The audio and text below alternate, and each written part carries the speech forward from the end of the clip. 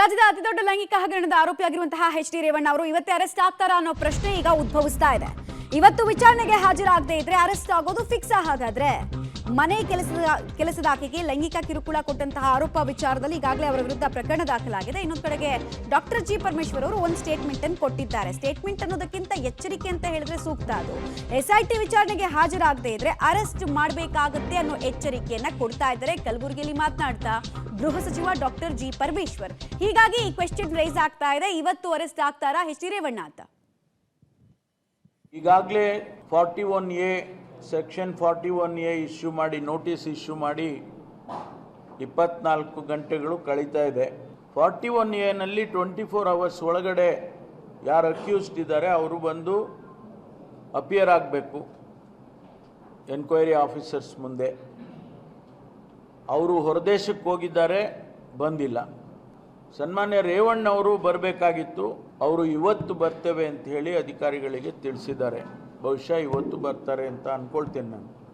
ಒಂದು ವೇಳೆ ಅವ್ರನ್ನ ಬರದೇ ಹೋದರೆ ಅವರನ್ನು ಕಾನೂನು ಪ್ರಕಾರ ಅರೆಸ್ಟ್ ಮಾಡಬೇಕಾಗ್ತದೆ. ಪೊಲೀಸ್ ಇಲಾಖೆ ಆ ಕೆಲಸವನ್ನು ಮಾಡ್ತಾರೆ. ಈಗಾಗಲೇ 41A ಸೆಕ್ಷನ್ 41A ಇಶ್ಯೂ ಮಾಡಿ ನೋಟಿಸ್ ಇಶ್ಯೂ ಮಾಡಿ 24 ಗಂಟೆಗಳು ಕಳೀತಾ ಇದೆ. 41A 24 ಅವರ್ಸ್ ಒಳಗಡೆ ಯಾರು ಅಕ್ಯೂಸ್ಡ್ ಇದ್ದಾರೆ ಅವರು ಬಂದು ಅಪಿಯರ್ ಆಗಬೇಕು ಎನ್ಕ್ವೈರಿ ಆಫೀಸರ್ಸ್ ಮುಂದೆ. ಅವರು ಪ್ರವೀಣ್ ರೆಡ್ಡಿ ನೇರ ಸಂಪರ್ಕದಲ್ಲಿ ಜಾಯ್ನ್ ಆಗ್ತಾರೆ. ಪ್ರವೀಣ್ ರೆಡ್ಡಿ, ಒಂದ್ ಕಡೆಗೆ ರೇವಣ್ಣ ಫ್ಯಾಮಿಲಿ ಲೀಗಲ್ ರೆಮಿಡಿನೂ ತಗೊಳ್ತಾ ಇಲ್ಲ, ಈ ಕಡೆ ವಿಚಾರಣೆಗೂ ಹಾಜರಾಗ್ತಾ ಇಲ್ಲ. ಹೀಗಾಗಿ ಅನಿವಾರ್ಯವಾಗಿ ಎಚ್ಚರಿಕೆ ಕೊಡೋ ಹಂತಕ್ಕೆ ಗೃಹ ಸಚಿವರು ಬಂದ್ರ ಅನ್ನೋ ಪ್ರಶ್ನೆ ಇಲ್ಲಿ. ಹೌದು ಮಮತಾ, ಏನಂದ್ರೆ ಹೊಳೆನರಸೀಪುರದಲ್ಲಿ ದಾಖಲಾಗಿರುವಂತಹ ಒಂದು ಲೈಂಗಿಕ ಕಿರುಕುಳದ ಆ ಒಂದು ಪ್ರಕರಣದಲ್ಲಿ ಎಚ್.ಡಿ. ರೇವಣ್ಣ ಏನಂದ್ರೆ A1 ಆರೋಪಿಯಾಗಿದ್ದಾರೆ. ಹೀಗಾಗಿ ಏನಂದ್ರೆ ರೇವಣ್ಣಗೂ ಕೂಡ ಈಗಾಗಲೇ SIT ತಂಡ ಒಂದು ನೋಟಿಸ್ ಕೊಟ್ಟಿದೆ. ನೋಟಿಸ್ ಕೊಟ್ಟು ಏನಂದ್ರೆ ಸೆಕ್ಷನ್ 41A ಪ್ರಕಾರ ಒಂದು ನೋಟಿಸ್ ಕೊಟ್ಟಿದ್ದು 24 ಗಂಟೆಯಲ್ಲಿ ಏನಂದ್ರೆ ತಮ್ಮ ಒಂದು ಸಮಜಾಯಿಷಿ ಕೊಡುವಂತೆ ಏನಂದ್ರೆ SIT ನೋಟಿಸ್ ಕೊಟ್ಟಿದೆ. ಆದ್ರೆ ಅದಕ್ಕೆ ಒಂದು ಹಾಜರಾಗದೆ ಏನಂದ್ರೆ ತಮ್ಮ ವಕೀಲರ ಮುಖಾಂತರ ರೇವಣ್ಣ ಅವರು ಕಾಲಾವಕಾಶವನ್ನು ಕೇಳಿದ್ರು.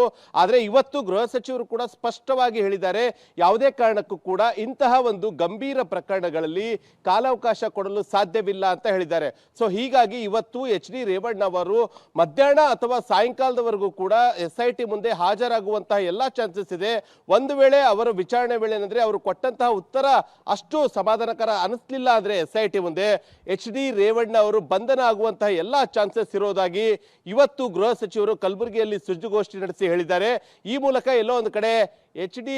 ರೇವಣ್ಣ ಅವರಿಗೆ ಈ ಒಂದು SIT ಪ್ರಕರಣ ಸಂಕಷ್ಟ ತಂದಿಡೋದ್ರಲ್ಲಿ ಎರಡು ಮಾತಿಲ್ಲ. ಮಮತಾ, ರೈಟ್, ಧನ್ಯವಾದ ಪ್ರವೀಣ್ ತಮ್ಮೆಲ್ಲ ಮಾಹಿತಿಗಾಗಿ. ಒಟ್ಟಿನಲ್ಲಿ ಎಚ್.ಡಿ. ರೇವಣ್ಣ ಅವರಿಗೆ ಹಾಗಾದ್ರೆ ಬಂಧನದ ಭೀತಿ ಮತ್ತೊಮ್ಮೆ ಶುರುವಾಗ್ತಾ ಇದೆಯಾ ಅನ್ನೋ ಪ್ರಶ್ನೆ ಡಾಕ್ಟರ್ ಜಿ ಪರಮೇಶ್ವರ್ ಅವರು ಕೊಟ್ಟಂತಹ ಸ್ಟೇಟ್ಮೆಂಟ್ ನಲ್ಲಿ ಗೊತ್ತಾಗ್ತಾ ಇದೆ.